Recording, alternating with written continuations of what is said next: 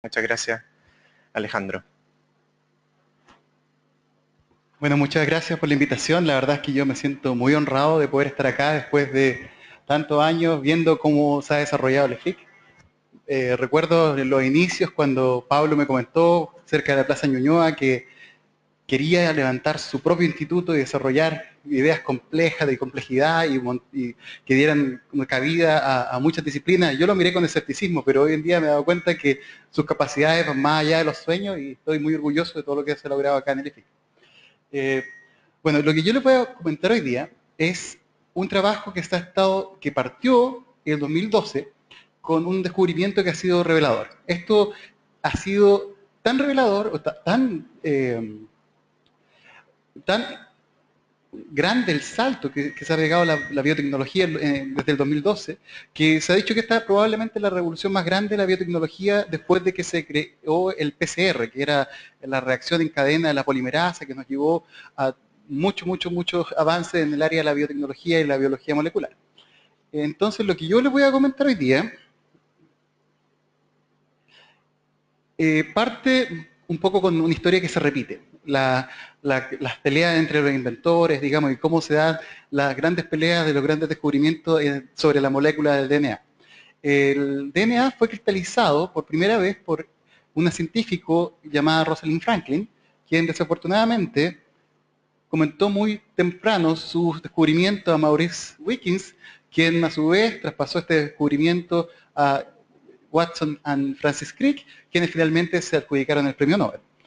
Lamentablemente ella murió joven y, bueno, como se sabe hasta el día de hoy, el King College of London y hoy día el Crick Institute nunca han sido una institución que sea muy amigable con las mujeres. Digamos. En general, siempre han tenido un trato bastante, que deja bastante que desear. Y bueno, lo que ellos descubrieron, y que de alguna forma fue la estructura de cómo se organiza la molécula de DNA, y a poco tiempo se generó una propuesta, una propuesta inicial de Crick que involucraba que el DNA, que se conocía que era capaz de autorreplicarse o de replicarse, podía dar a luz a una molécula muy similar, de características moleculares muy similares, pero de cadena simple. El ADN es una molécula que involucra dos cadenas de ácidos ribonucleicos. En el caso del ARN es una cadena simple.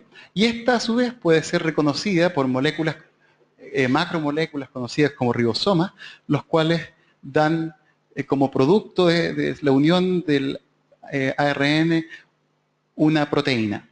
Hoy en día sabemos que el sistema es más complejo, que el RNA es capaz de autorreplicarse en algunos casos, como los virus, por ejemplo, así como también hay virus que son capaces de, desde el ARN o el DNA, o sea, RNA, hacer una suerte de transcripción reversa y transformarse en DNA. Sin embargo, lo que yo les quiero comentar es que la gran mayoría de los efectos que se producen eh, a través de las secuencias del DNA, o sea, lo que codifica el DNA, se ven ya sea en las estructuras de RNA que son funcionales o en proteínas que son funcionales. Cuando yo le comento a mi familia sobre el que trabajo en proteínas, ellos siempre tienen como esta idea de lo que son las proteínas, digamos, lo que viene como de la dieta. Sin embargo, las proteínas son bastante más que solo cosas estructurales. Las proteínas se sintetizan, como les decía, a partir de una ARN que se reconoce por esta macromolécula que se conoce como ribosoma, y que logra traducir la secuencia del ARN que viene desde la secuencia del ADN, lo logra traducir como una máquina muy eficiente en una secuencia aminoacídica que da como consecuencia un péptido o lo que más conocemos, lo que también conocemos como proteína. Las proteínas cumplen muchísimas funciones. Cumplen funciones de transporte en la sangre, por ejemplo, la albúmina, la transferrina. Hay también señalizaciones que tienen que ver con cómo el cuerpo reacciona a señaléticas internas, como por ejemplo los niveles de azúcar. La insulina regula una cascada de señalización que involucra la recaptación de glucosa. También hay proteínas que tienen que ver con el sistema inmunológico, el reconocimiento de patógenos, el movimiento, cómo nuestros músculos se mueven, hay proteínas especializadas que son capaces de contraerse y generar movimiento, hay proteínas que tienen que ver con la replicación del sistema, de la replicación del DNA, la replicación o la expresión del RNA, y también muchas otras que tienen que ver con catálisis, con degradar los componentes que nosotros nos comemos una vez que están en el estómago, digamos, las tripsinas, así como muchas otras relacionadas con la conservación de los caracteres hereditarios, como son las histonas y las proteínas que tienen que ver con las modificaciones epigenéticas de la molécula de DNA. Aquí les muestro la primera proteína que se logró producir recombinante, fue la insulina, y también la persona que la logró cristalizar se ganó el premio Nobel y salvó la vida, digamos, a muchas personas con diabetes. Entonces, estas proteínas muchas veces se generan de forma fallida. Se generan de forma fallida porque existen mutaciones en el DNA que transcriben un RNA que viene fallado y ese RNA codifica o para una truncación, que quiere decir la proteína no se generó completamente, o para una proteína que tiene una función, alguna alteración, por ejemplo, como una inserción, cuando se introducen aminoácidos o se introducen nucleótidos, o de lesiones cuando se pierde material genético, lo que también involucra pérdida del material en la cadena polipeptídica.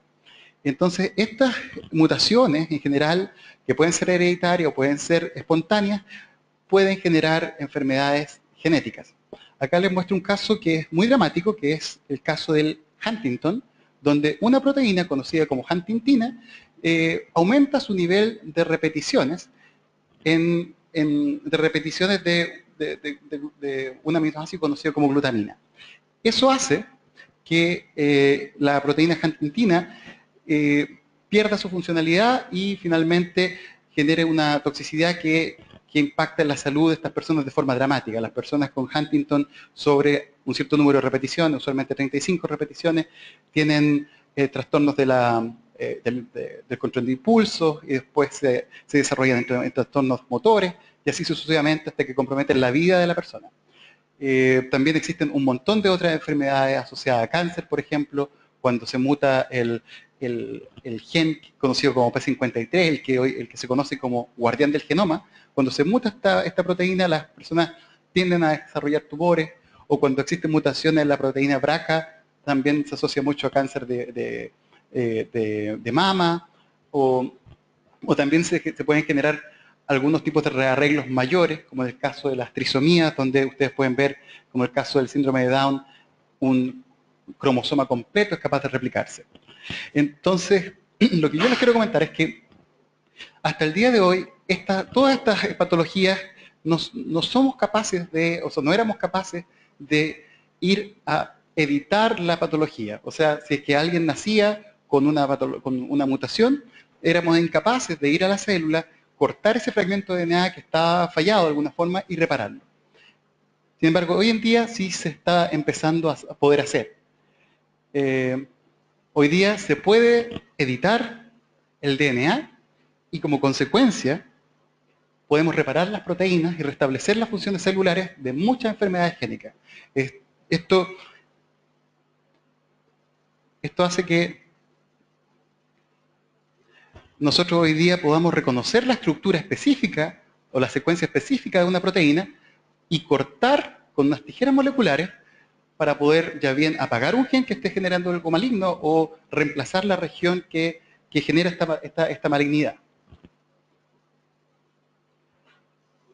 Esto no es nuevo, completamente nuevo, se ha hecho antes, pero con un esfuerzo realmente mucho mayor.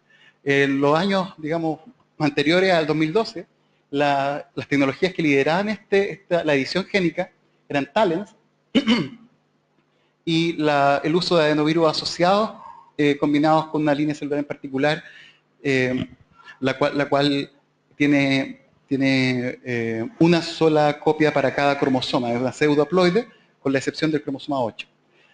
Bueno, lo que hacen los TALENs es exactamente lo mismo que uno puede hacer con CRISPR, que es reconocer una secuencia específica, ¿aló? ¿Sí? Reconocer una secuencia específica en el DNA y poder cortarla. aquí les muestro el caso de la primera paciente tratada con una tecnología de edición génica, y esto fue hecho por Talens, en este caso una niñita que tenía una leucemia que tendía que resistía a la terapia. Se le sacaron células de ella, se recuperaron las células, se modificaron genéticamente, se volvieron a introducir a la paciente y hasta el día de hoy esta niña vive de forma saludable. Y fue el primer caso exitoso de edición génica utilizando Talens, que era esta técnica tan engorrosa. Ahora, no me acuerdo el año. No, se me olvidó. Bueno, ahora lo que sucedió recientemente, esta explosión que les comentaba yo, parte por un estudio en bacterias llamadas Streptococcus pyogenes, en el cual científicos descubrieron que estas bacterias tienen un sistema inmune, una forma de hacer frente a los virus que atacan a las bacterias. Estos virus que atacan a las bacterias son conocidos como bacteriófagos. Y como ustedes pueden ver acá, tienen una forma como un arácnido, se ven como si fuesen malos, digamos, pero en su mayoría solo atacan a las bacterias, y lo que hacen es introducir su material genético a la bacteria para poder replicarse dentro de la bacteria y replicar más virus hasta que revientan la bacteria y salen de alguna forma replicando más bacteriófagos. Las bacterias de esta especie, ya se han descubierto muchas otras más, tienen una forma de combatir estos bacteriófagos que está codificada en un segmento de un gen conocido como un locus, donde existen proteínas conocidas como Cas. Pero a su vez existen unas regiones que nadie conocía bien para qué servían. Eran unos clústeres de secuencias que tenían unos espaciadores que estaban organizados de forma regular y que también eran de alguna forma palindrómicos. Palindrómico significa que la secuencia de derecha a izquierda es muy parecida o igual a la secuencia de izquierda a derecha, por lo tanto pueden generar secuencias de homología como estos loops que ustedes pueden ver acá. Entonces, si esta secuencia es reversa a la de acá, se puede generar este tipo de horquilla.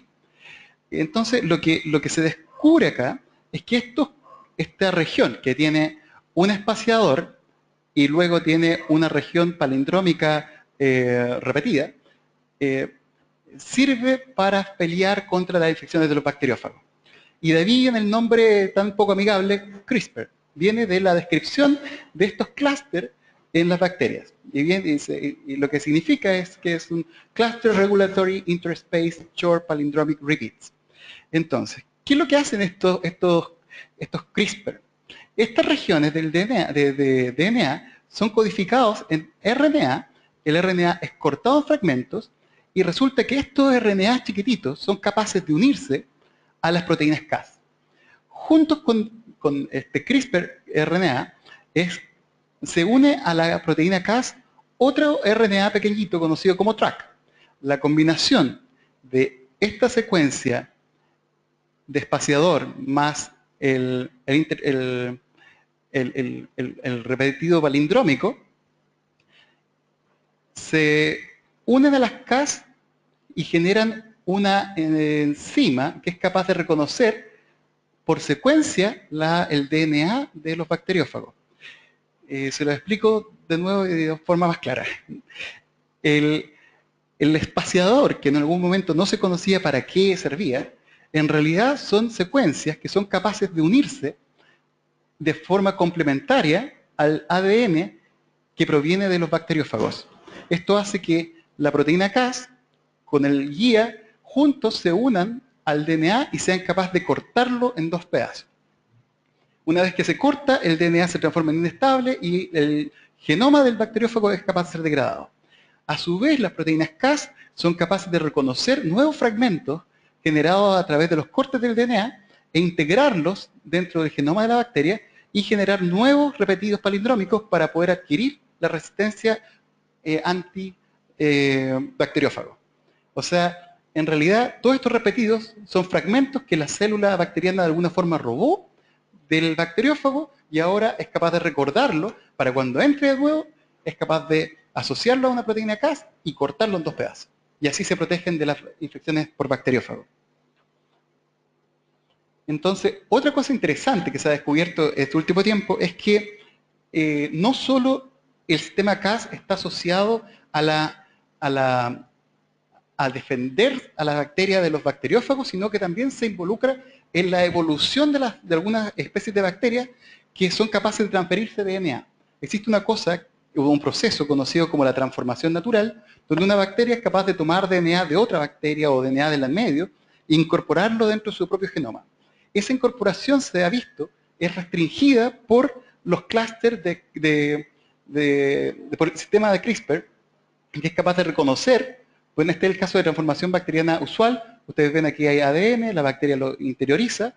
El fragmento, por ejemplo, B, ha sido incorporado al genoma de la bacteria y el A, de alguna forma, se degradó. Hoy en día sabemos que el CRISPR-Cas9 es capaz de reconocer al DNA que entra y, de alguna forma, permitir o no permitir que este DNA sea incorporado dentro del genoma de la bacteria. De alguna forma, CRISPR está relacionado con la forma en la cual las bacterias permiten una transferencia de DNA horizontal y directamente involucrado también en la evolución de las bacterias. Y ahora, ¿dónde se transforma esto en una herramienta útil para nosotros como organismos eucariotas? Es cuando Jennifer Doudna y Emmanuel Charpentier descubren y publican en el año 2012 una herramienta que fusiona el track RNA, que es este RNA chico que yo les dije que se pegaba al Cas9, junto a la secuencia que reconoce una secuencia de DNA como las de los bacteriófagos y el repetido palindrómico. En la naturaleza estos son dos RNA distintos. Lo que hicieron estos dos científicos fue fusionarlos y generar una cosa híbrida a la cual llamaron RNA guía. El RNA guía ahora contiene todo lo necesario para poder cortar una secuencia de DNA una vez que se asocia a la proteína Cas9. Entonces, lo que ustedes pueden ver acá es lo que está generando esta gran revolución, es que nosotros hoy en día podemos utilizar una secuencia que nosotros sintetizamos químicamente o en la secuencia del espaciador, aquí en esta secuencia verde, para dirigir la Cas9 a cortar el gen que nosotros queramos cortar, y de forma dirigida, y relativamente específica.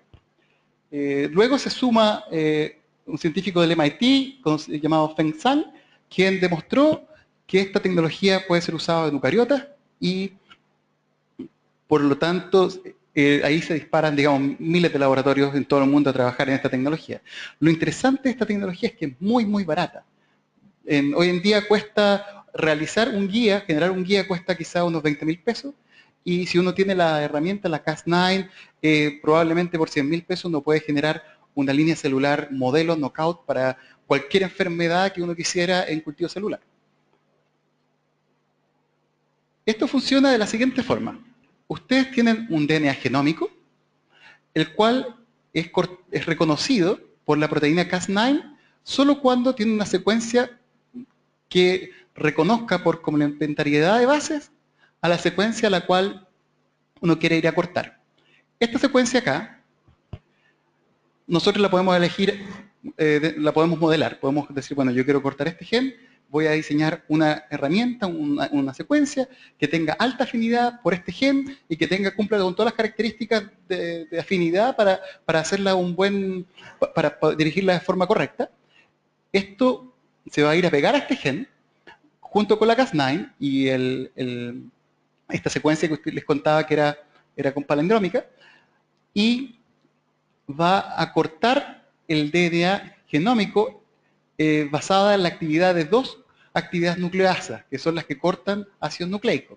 Entonces corta esta hebra por un lado y corta esta otra hebra por el otro. La única limitante que tiene este sistema es que necesita que la secuencia termine en dos nucleótidos conocidos como X guanina, digamos. Tiene que tener dos guanosinas al final. Pero es todo lo que requiere el sistema como para funcionar. Entonces, las células, cuando uno le corta el DNA a una célula, la célula va a tender a repararlo, porque una de las peores cosas que le puede pasar a una célula es que se corte la doble hebra de DNA. Cuando se corta, la célula si no es capaz de repararlo rápidamente, va a llegar un momento donde podría llegar a perder un pedazo de un cromosoma. Entonces, a la célula le importa mucho repararlo y repararlo como sea, repararlo rápido. Para esto existe un sistema que hace ese trabajo. Pega DNA de forma eficiente, o sea, rápido, pero no es muy fino, digamos, o tiende a generar o a introducir errores. Porque el estrés de este tipo de reparación está puesto en que la célula sobreviva y no en que el gen quede bien pegado. Entonces, esta tecnología, este método que utiliza la célula para reparar se conoce como non-homolog enjoining, y lo que hace es pegar dos fragmentos que se cortaron. Hoy en día nosotros podemos utilizar un guía dirigido contra un gen para inducir el corte de la doble hebra y aprovecharnos de este sistema, apostar a que la célula va a pegar mal, y si pega mal, lo que va a pasar con este gen en particular es que se va a apagar. El gen no va a producir la proteína, porque le hemos corrido el barco de lectura, le hemos corrido la capacidad de sintetizar la proteína de forma correcta. Otra posibilidad es inducir el corte y apostar a que la célula va a reparar de forma correcta. Existe un segundo sistema de reparación que no comete errores, que es un sistema mucho más fino, y lo que hace es utilizar la cromátida hermana de una secuencia de DNA que en realidad está presente en la célula durante la replicación celular para reparar la que falló. Cuando las células se están dividiendo, existen dos copias del DNA cromosomal, por lo tanto ella puede decir, bueno, se cortó esta hebra, voy a ir a ver cómo está mi hermana, y a partir de ella puede reparar el DNA que está cortado, y de forma eficiente, y como tiene un molde, lo va a hacer bien.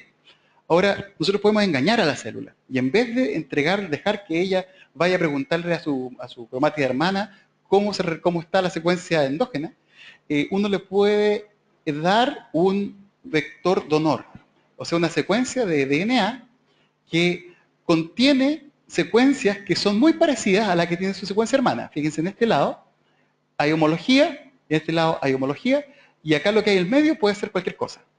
Entonces, lo que uno hace es engañar a la célula y le dice, bueno, te corté el DNA y este es tu sustrato para que tú repares. Y cuando ella repara, lo que en realidad le podemos introducir acá es cualquier cosa. Uno puede introducir una mutación puntual, y generar un modelo de una enfermedad genética. Como les contaba en el caso del Huntington, hay como repetidos de 3 nucleótidos que se repiten en la patología. Uno puede cortar el gen de la huntingtina e ir a introducir esos repetidos en un tipo celular y generar un modelo de Huntington en célula humana, por ejemplo. El único grave problema que tiene CRISPR es que la secuencia que reconoce el gen es cortita, como 20 nucleótidos. Entonces esta secuencia es capaz de reconocer el gen de forma eficiente, pero también va a reconocer otros genes de forma relativamente eficiente y también los puede cortar. Entonces se han utilizado algunas estrategias para hacer que esto tenga menos un efecto neutral en el resto del genoma, que no corte en 10 partes, porque podría ser que algún otro gen se hubiese afectado por la tecnología. Entonces lo que se hizo, digamos, sus años atrás, fue, como yo les contaba recién, la actividad de esta proteína nucleasa tiene como 2 tijeritas. Se le mutó la actividad para cortar las 2 hebras. Entonces existe una Cas9 que funciona de la misma forma, se une al guía, lleva el Cas9 hacia el gen de destino, pero no es capaz de cortar las 2 hebras, corta una. Cuando se corta una hebra, el DNA es capaz de ser reparado rápidamente. Y eso pasa todo el tiempo en la célula. Se corta una hebra, se repara, se corta una hebra, se repara. En este caso, se corta una hebra y esta se va a reparar rápidamente.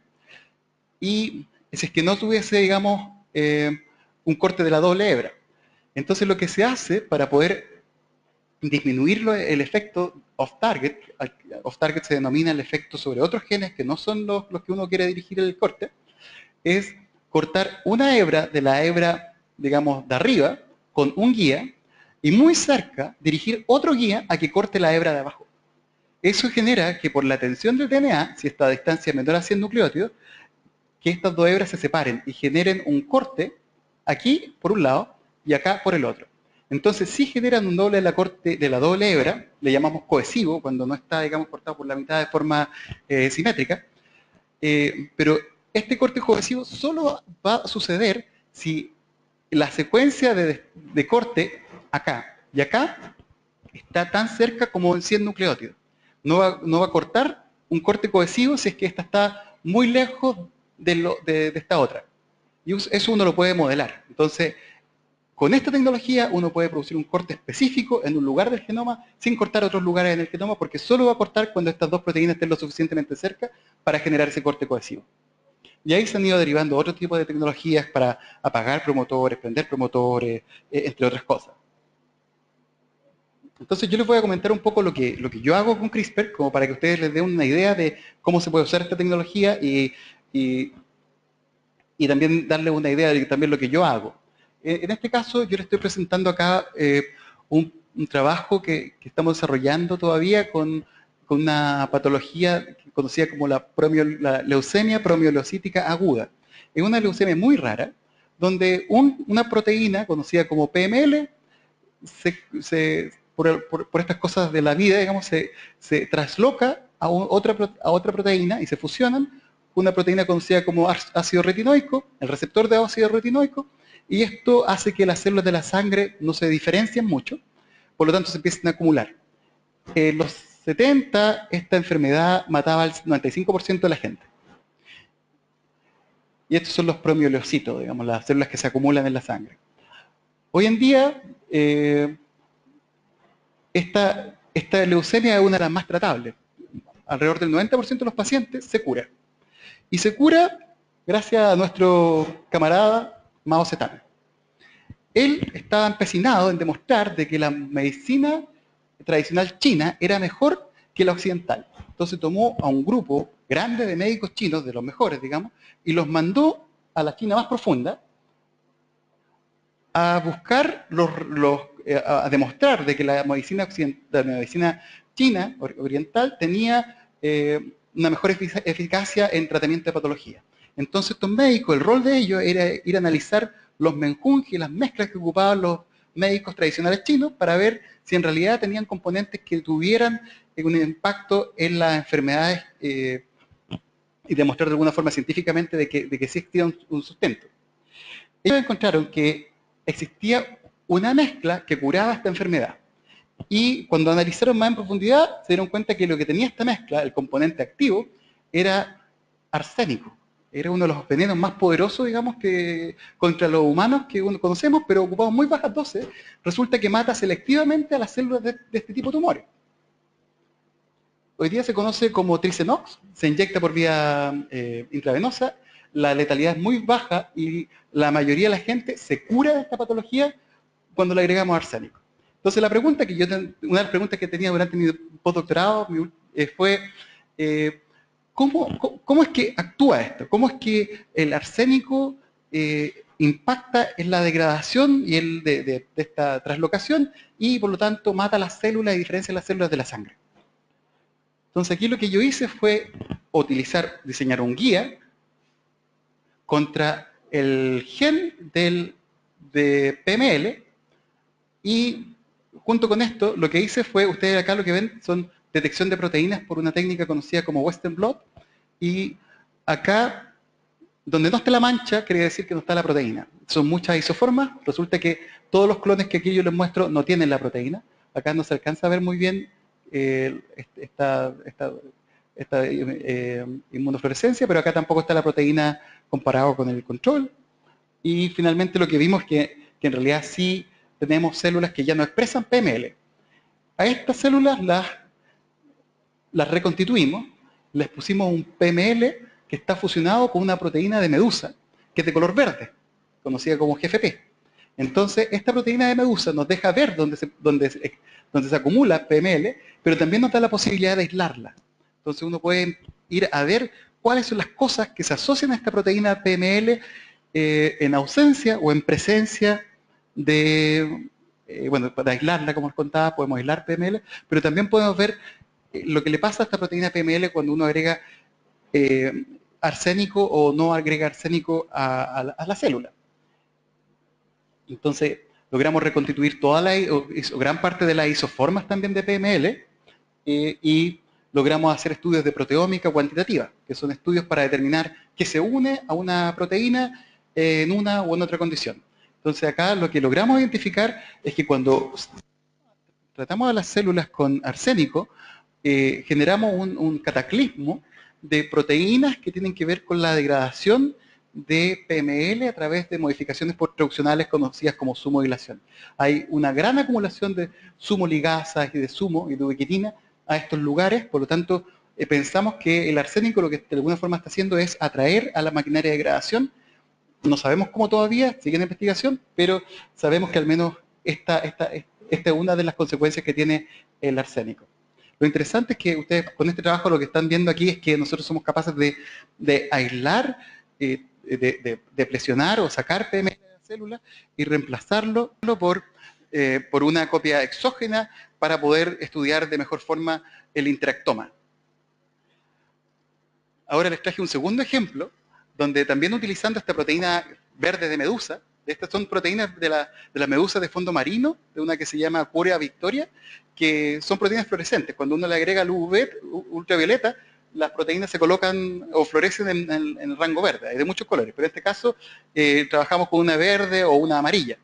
Entonces, aquí lo que hice fue utilizar la tecnología que les comenté, que es un poquito más avanzada, utilizando dos guías, cortamos el DNA de forma cohesiva, y lo que logramos hacer acá es introducir a la proteína verde adelante de un gen que tiene que ver con la reparación del DNA. La gracia de esto es que ustedes ahora somos capaces de marcar una proteína endógena con una proteína fluorescente y ahora somos capaces de seguirla. Esto no era posible hace un par de años atrás, digamos, poder analizar una proteína con todo el contexto de su epigenética, de la estructura del RNA que queda alrededor de los genes. Acá estamos viendo de forma más endógena la localización celular y cómo estas proteínas funcionan, digamos, en las células sin tener a las concentraciones correctas, digamos, las cantidades correctas. Y acá lo que les estoy mostrando en esta fotografía son dos células, donde ustedes ven el núcleo de la célula, donde está el DNA, que es azul, y acá ustedes ven dos puntos verdes que corresponden a donde esta proteína fusionada, digamos, con esta proteína verde, es capaz de asociarse. Y acá les muestro una microscopía de alta resolución. Ustedes pueden ver esta barrita de error. Esto es más o menos el diámetro de un adenovirus. Son realmente alta resolución. Y aquí ustedes pueden ver cómo uno puede modelar incluso y reconstruir de forma volumétrica la asociación de esta proteína con la cromatina. Bueno, finalmente les quiero contar un tercer ejemplo. Estos también son controles de lo que les mostraba recién, donde también volvimos a cortar un gen, pero acá en vez de insertar una cosa simple, lo que insertamos fue un cassette policistrónico, policistrónico significa que tienen varias cosas, le introdujimos un fragmento de luciferasa, le introdujimos GFP, y le introdujimos y dejamos el gen intacto. Lo que ustedes pueden ver acá en este trabajo, que en el fondo logramos que la expresión de un gen, cuando uno trata las células con un factor soluble, que la expresión del gen se vea representada en color de la célula. O sea que ahora podemos tratar células que cuando uno las trata con una droga se van a poner verdes. Y esto puede ser usado para buscar drogas, por ejemplo, a mayor escala, así como también hacer estudios de localización, entre otras cosas. Bueno, hoy en día esta técnica está siendo utilizada en todo el mundo de forma brutal. Hay muchísimas patentes que están peleando quiénes son los autores, digamos, de esta tecnología, los que se van a llevar los beneficios económicos. Y desde el punto de vista de los seres humanos, está avanzando a pasos agigantados. Los científicos chinos llevan bastante la delantera porque las políticas en China son un poco más flexibles, entonces pueden hacer más trabajo en monos, pueden hacer más trabajo en embriones, humanos, etc. Y ya, por ejemplo, este mes, la primera persona tratada con la tecnología CRISPR fue tratada en China utilizando edición génica para tratar un cáncer súper dramático de pulmón. Entonces, lo que yo creo que les quede de mensaje es que acá la terapia génica, que en algún momento era el caballito de batalla del año 90 y el 2000, ahora está de regreso con herramientas más poderosas que no solamente pretenden sobreexpresar o silenciar un gen, sino que ahora somos capaces de ir adentro de la célula, cortar el gen, reparar el gen y dejar a la célula como nueva de alguna forma. Y la discusión hoy en día, fuera de la discusión que se está llevando a cabo a nivel de las patentes, es dónde están los límites. Digamos. Y ahí esta herramienta nos da la posibilidad de editar embriones humanos y ahí, digamos, es donde quizás la sociedad tiene que dar una buena discusión y establecer dónde vamos a poner límite a la tecnología, a esta tecnología tan ineficiente que está de alguna forma avanzando a pasos tan agigantados. Bueno, y eso es lo que les quería contar hoy día, además de pasarles el dato de que estamos organizando un simposio en Valdivia sobre wikitina y modificaciones posttraduccionales para la primera semana de enero, por si alguien quiere ir a disfrutar del verano a nuestra bonita ciudad. Eso.